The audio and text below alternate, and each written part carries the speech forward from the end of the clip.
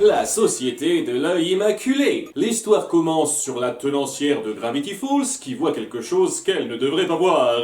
Quoi? Ne plie pas les genoux. Les enfants, Halloween, c'est terminé. Mais deux individus mystérieux qui se trouvaient comme par hasard à deux pas d'ici l'empêchent d'en parler. Mon Dieu! J'ai pas souvenir d'avoir vu une seule fois ce symbole avant cet épisode. Pendant ce temps, Dipper réfléchit sur l'identité de l'auteur des livres. Alors, monsieur l'auteur, qui êtes-vous?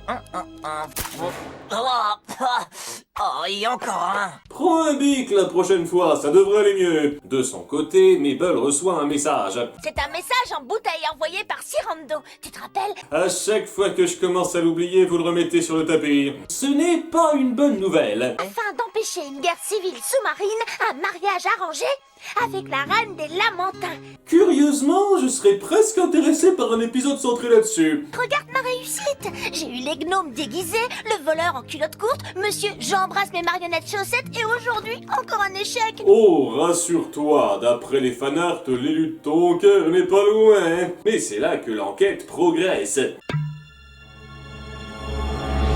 Laboratoire McCrocket? Parce que Dipper n'avait pas pensé à inspecter cet ordinateur de fond en comble avant, hein. Petit génie. Ils foncent alors avec Wendy et Moose à enquêter sur le vieux McCrocket qui pourrait bien être l'auteur. Hein? Moi, un génie? Ah, je suis loin d'être un génie. Bon, j'ai peut-être créé un monstre du Loch Ness mécanique et un gilet robot géant, mais ça, tout le monde peut le faire. Notre ancien souffre du bon vieux syndrome d'amnésie, l'affliction la plus courante dans les fictions. Avant 1982, ma vie n'est qu'un flou artistique. Ces troubles dans ma tête, c'est l'œil immaculé. C'est la première fois que je le revois en 30 ans. Ce symbole lui titille l'hypothalamus et ils partent donc enquêter sur le dernier endroit de ses souvenirs où ils repèrent un homme en robe. Hey,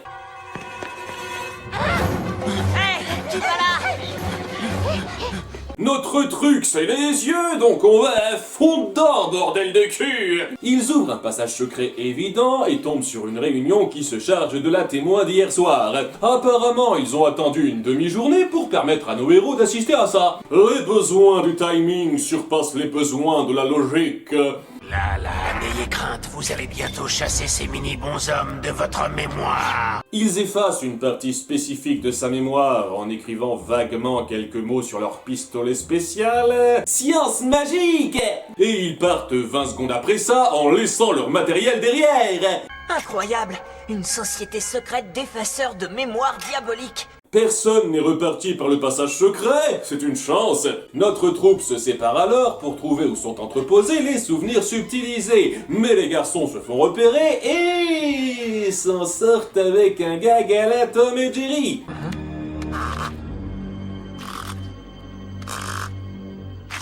Merci pour cette parenthèse inutile qui aide énormément à appuyer la force de votre récit. Il trouve donc la chambre qui contient tous les souvenirs, tandis que Mabel veut utiliser le pistolet effaceur pour oublier ses ex. Eh oh, doucement Mabel, on ne sait pas ce que cette machine peut faire. Mais elle convainc Wendy en disant qu'elle-même, elle a bien envie d'effacer une chanson qui lui sort pas de la tête.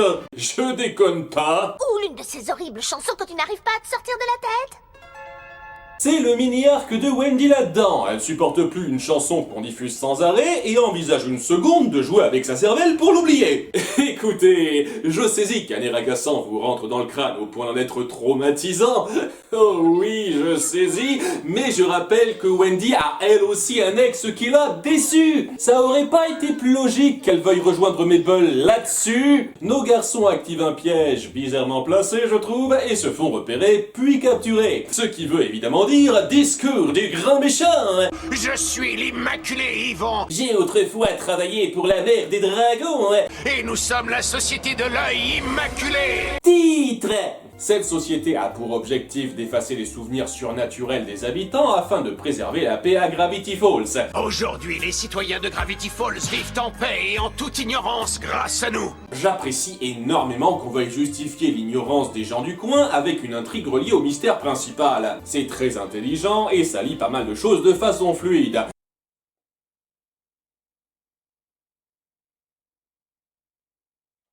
Mais j'ai beaucoup beaucoup de mal à gober qu'un groupe de 7 personnes seulement arrive à garder à l'œil toute une ville en évitant chaque débordement. Ça aide moyennement à la crédibilité, je trouve.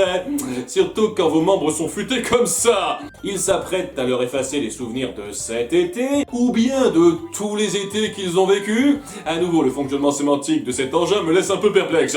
Mais McCroquette fonce à leur rescousse et c'est la baston générale. Tu ne peux rien contre le redoutable pouvoir de la... Ah eh bien oui, je ne porte rien sous ma robe. Eh ben, il en faut vraiment pas beaucoup pour choquer les personnages dans cette série. Ils finissent par tous les capturer et par leur faire oublier l'existence même de leur société. Ce qui veut normalement dire que plus personne n'oubliera les événements surnaturels qu'ils verront à partir de là.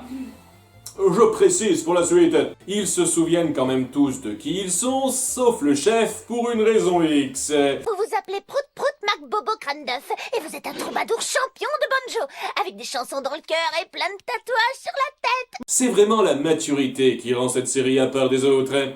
McCroquette peut alors découvrir son passé oublié. Depuis maintenant 1 an, je suis l'assistant d'un grand chercheur de passage en ville. Que je ne nommerai pas pour garder le mystère chez le spectateur. On découvre que c'est lui qui a fondé l'œil immaculé au départ pour effacer les événements perturbants de la mémoire des gens à dessein bienveillant. Mais il est devenu fou en ayant trop utilisé son pistolet sur lui.